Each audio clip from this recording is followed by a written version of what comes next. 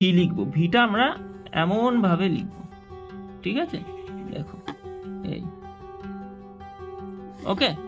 এবার ভি লেখার পর আমরা ভি এর উপরে একটা এইভাবে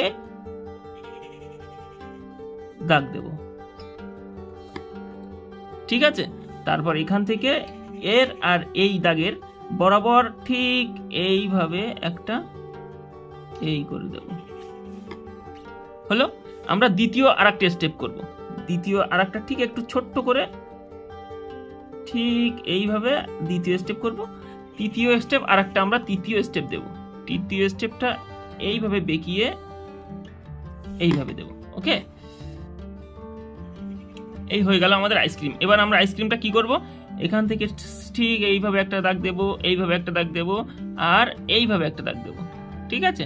দেওয়ার পর আমরা আবার এইখান থেকে এসে এই একটা দাগ দেব, এই একটা দাগ দেব, আবার এইখান থেকে এই একটা দাগ দেব। তাহলে সুন্দর একটা আইসক্রিম হয়ে গেল আমাদের, ঠিক আছে? এবার আমরা কি করব? ব্ল্যাক মার্কার নেব।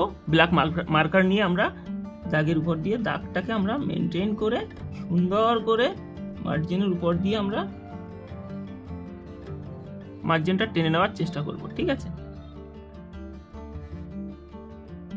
ঠিক আছে, এবার আমরা এটাকে অয়েল পেস্টাল কালার করব। আমরা ডিপ ইয়েলো নিয়েছি।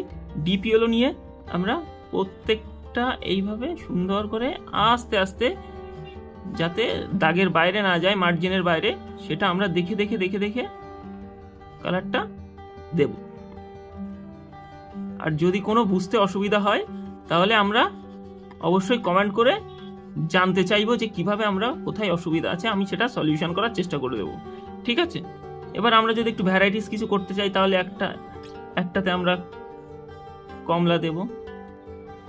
আমরা খেয়াল রাখবো যে মার্জিনের বাইরে কিন্তু না যায়।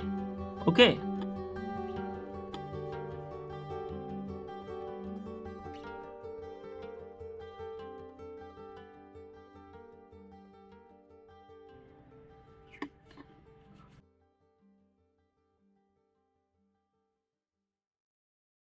বাঁ সাইডটা ডিপ হবে, ডান সাইডটা আমরা লাইট কালার রাখবো, ঠিক আছে?